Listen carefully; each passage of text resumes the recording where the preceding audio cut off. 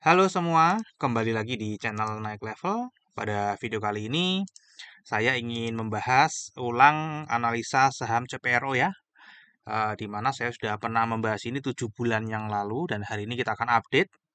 Ini CPRO ini atau Central Proteina Prima ini sudah rilis laporan tutup tahun 2022 tanggal 3 April 2023 ya. Hari ini tanggal 25 April 2023, bursa masih tutup, baru aktif besok dan hari terakhir bursa ini harganya nggak kemana-mana, stay di 50.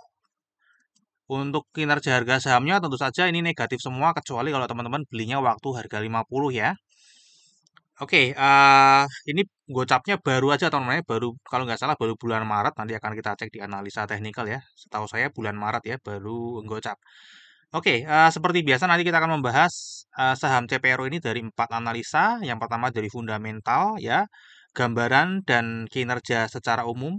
Kemudian dari seasonality ya, kira-kira bulan apa aja berpotensi naik dan turun. Kemudian dari bandarmologi, kira-kira sahamnya ini berpindah tangannya seperti apa selama setahun terakhir dan tentu saja di bulan April ini seperti apa. Dan terakhir dari teknikal kira-kira harganya akan kemana ya. Oke, kita mulai aja. Untuk pertama kali seperti biasa ya, meskipun saya sudah bahas ini di video yang sebelumnya dan lebih detail, di sini saya akan tetap infokan ya, siapa tahu ada orang yang pertama kali menonton video ini. Ya, jadi Central Proteina ini perusahaannya bergerak di bidang pakan dan makanan olahan ya. Perusahaan ini grup Pokpan ya. Pokpan ini Cepin ya teman-teman ya. Memproduksi dan memasarkan pakan budidaya perikanan, benur, probiotik dan produk udang ya. Oke, ini kira-kira nanti ada ada visualnya lebih mudah. Ini listing di bursa 2006 dengan IPO price-nya 110 ya. Artinya kalau teman-teman beli waktu IPO juga saat ini sedang floating minus. Nah, ini teman-teman ya, inilah produk-produknya. Ada makanan ikan, pakan ikan, kemudian ada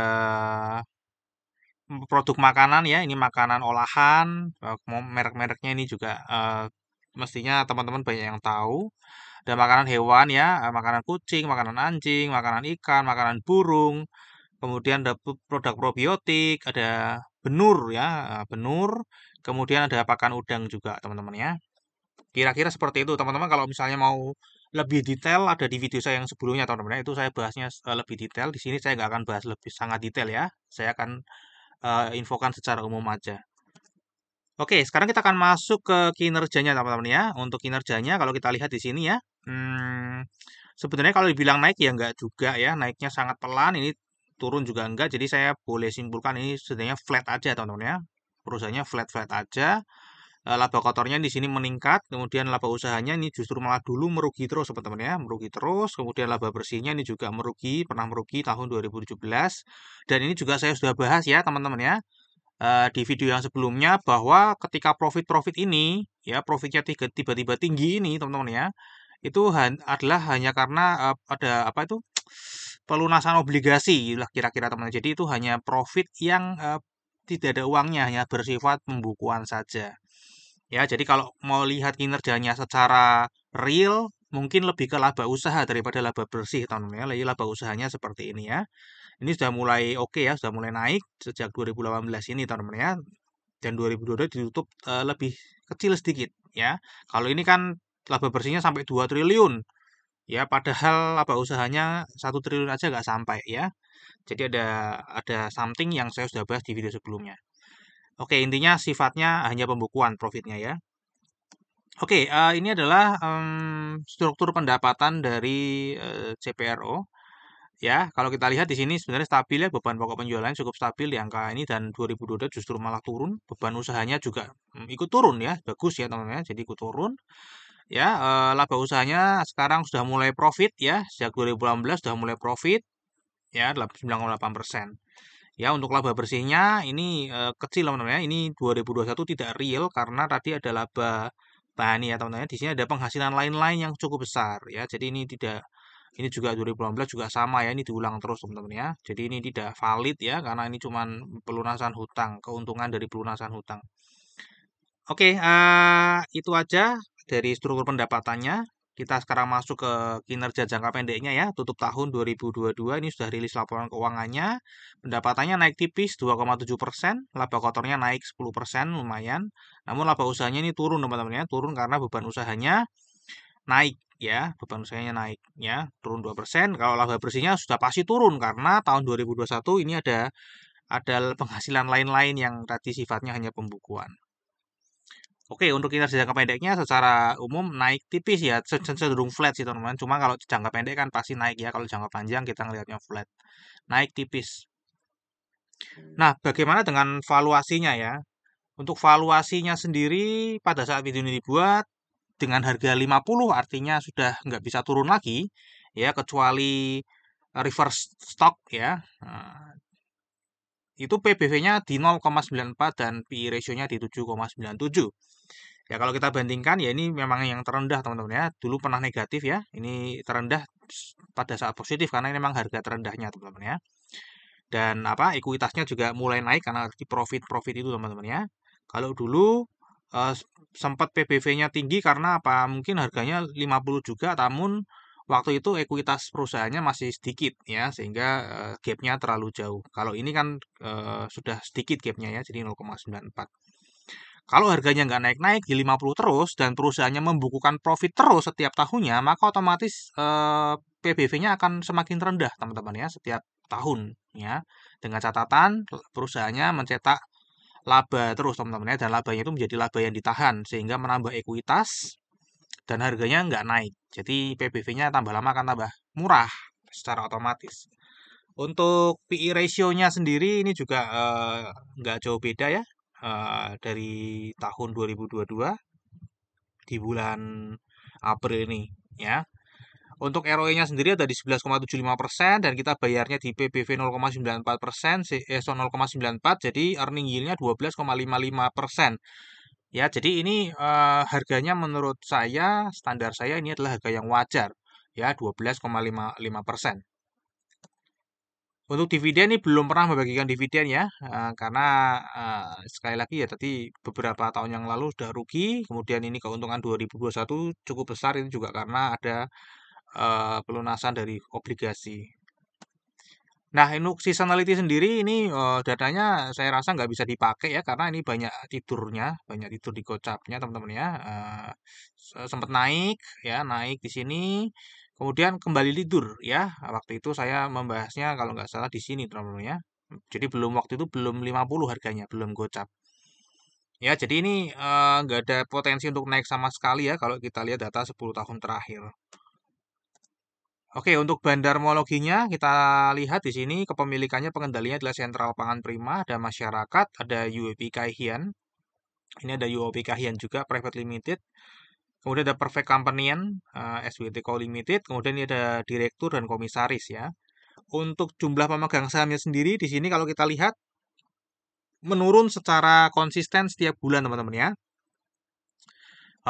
Jadi ini menurut saya sih bagus ya kalau misalnya memang banyak yang lepas retail, banyak yang lepas. Nah, nanti tinggal dilihat kepemilikan secara retailnya seperti apa. Karena ini secara jumlah menurun, di mana ini cukup bagus ya.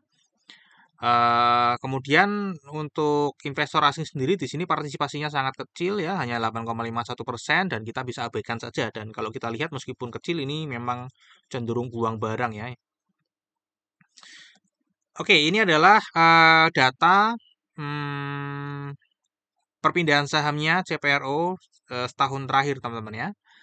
Setahun terakhir, kalau kita lihat di sini kepemilikan lokal besar ya, kemudian investor asing 33,49%. Nah, di sini saya akan take out dulu Sentral Pangan Prima, teman-teman ya. Sentral Pangan Prima dari lokal corporate ini saya akan take out supaya lebih clear ya di luar pengendali perpindahan sahamnya seperti ini ya. Jadi di luar pengendali ya lokal memiliki 38,8% dan investor asing 61,12%. Dan tadi kita lihat juga investor asing sedang buang barang di sini cukup besar 5,95% teman-teman ya. Dan diserap oleh lokal. Nah, kalau kita lihat perpindahannya teman-teman ya. Di sini ada satu yang mencolok ya, yaitu institusi keuangan asing ya, itu membeli cukup besar teman, dari yang cuma 0,71% jadi 13,74%. Jadi ini cukup banyak ya, 13%. Ya, dan ini mulai belinya dari ini bulan Maret, Februari, Januari, Desember. Jadi mulai dari Desember ke Januari, berarti bulan Januari dia mulai membeli 3 bulan berturut-turut membeli saham ini, teman-teman ya. Dan siapa yang mensuplainya ini adalah sekuritas ya. Sekuritasnya juga minusnya 13%. Jadi nggak jauh-jauh, dan ini kalau kita lihat di sini ya, pergerakannya itu di bulan yang sama, berarti kemungkinan ini hanya berpindah tangan dari sekuritas ke institusi eh, keuangan asingnya. Kemudian yang terbesar kedua ini ada foreign others ya, di mana kepemilikannya tadinya 6,6 jadi 2,13, jadi ini turun 4,47. Kemudian ada eh, retail asing ya, retail asing ini juga buang barang teman-teman ya, dia mau kayaknya mau dihabisin stoknya. Ya, yang nampung siapa? Kalau yang ini tadi kan ini sama ini tukeran ya, dari SC ke IB tukeran, kemudian ini dari OT ke tukerannya ke lokal ID ya, jadi investor retail lokal kita ya, yang menampung nih 4,47 ditambah 1. Di sini yang menampung adalah investor retail lokal kita.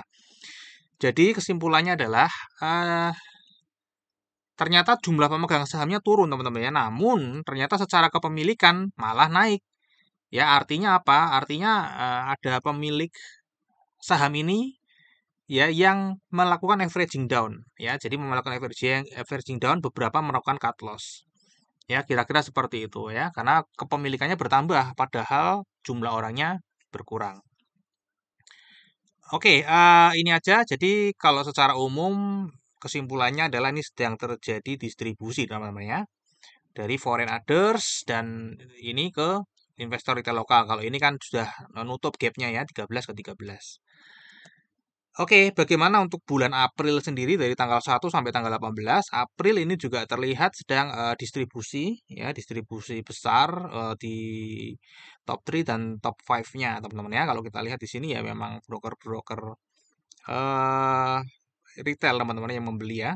Kayak kemungkinan bukan orang baru teman-teman ya. Ini adalah yang membeli adalah orang atau pemegang saham lama. Karena tadi secara jumlah investor turun ya, namun secara kepemilikan naik. Jadi averaging down oleh pemilik saham lama, mungkin berharap akan bangkit lagi ya. Ini kan sudah harga mentok ya. Jadi dia averaging down terus.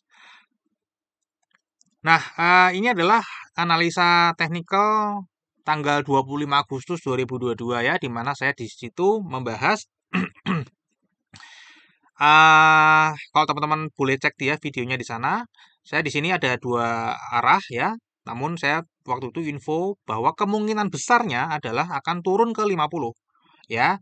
Dan di situ saya bilang misalnya dia pun naik, dia tidak akan melebihi 75 ya. Mungkin dia akan naik ke sini, tidak akan 75, namun cenderungnya malah akan turun, bahkan bisa ke gocap teman-teman ya. Dan pada saat video ini dibuat ini sudah ke gocap teman-teman ya, di bulan Maret ya sudah menyentuh gocap. Ini adalah tanggal 25 Agustus tadi pada saat saya membuat videonya. Saya bilang kalaupun naik dia akan tidak akan menembus 75. Ternyata 75-nya ditembus teman-teman ya, menjadi sampai 80. Ya, ditembus, namun akhirnya dia turun lagi juga ke 50. Ya, ini transaksi per hari selama 20 hari ke belakang ini adalah 433 juta per hari. Jadi likuiditasnya juga cukup harus diperhatikan. Nah, kira-kira sahamnya akan bakal naik lagi atau enggak ya teman-teman ya. Kalau tadi kita lihat dari pembahasan dari fundamental di mana kinerjanya memang sudah mulai naik ya, tapi kalau secara valuasi juga masih wajar.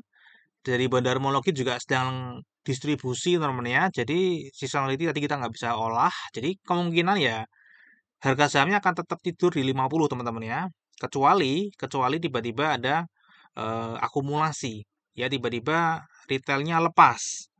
Ya, selama retailnya masih agresif untuk melakukan averaging down ya akan dikasih terus barangnya teman-teman ya.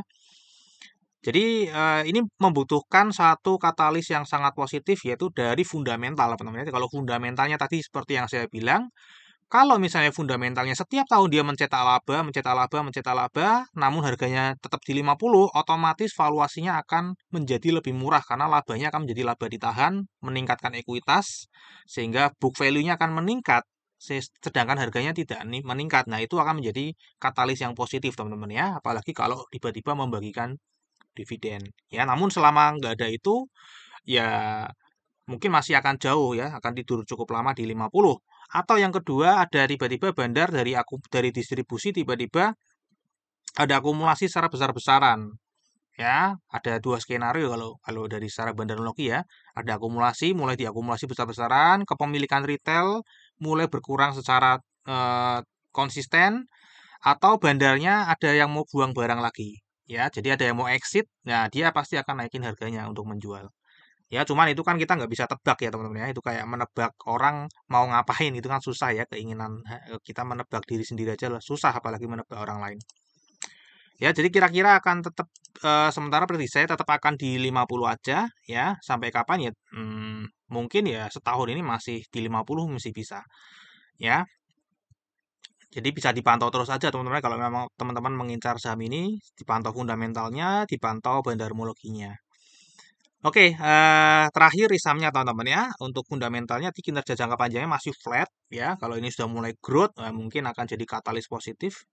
Ya, kinerja jangka pendeknya juga naik, valuasi masih terbilang wajar. Nanti kalau sudah menjadi murah ya, ya juga akan menjadi katalis yang positif. Belum pernah bagi dividen, nah ini kalau misalnya membagi dividen akan jadi katalis yang positif. Jadi tergantung fundamentalnya teman-teman ya. Untuk seasonality tadi datanya tidak bisa digunakan ya karena meskipun sudah lengkap namun datanya tidak bergerak.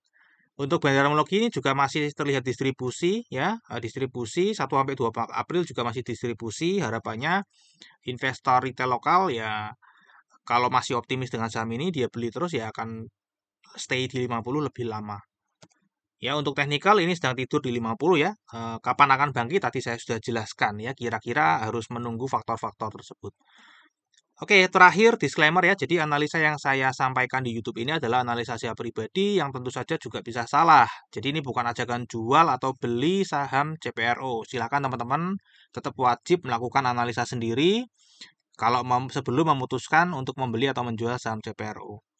Mungkin sampai di sini dulu analisa saham CPRO. Semoga bisa bermanfaat. Terima kasih. Kita akan jumpa lagi di video yang selanjutnya.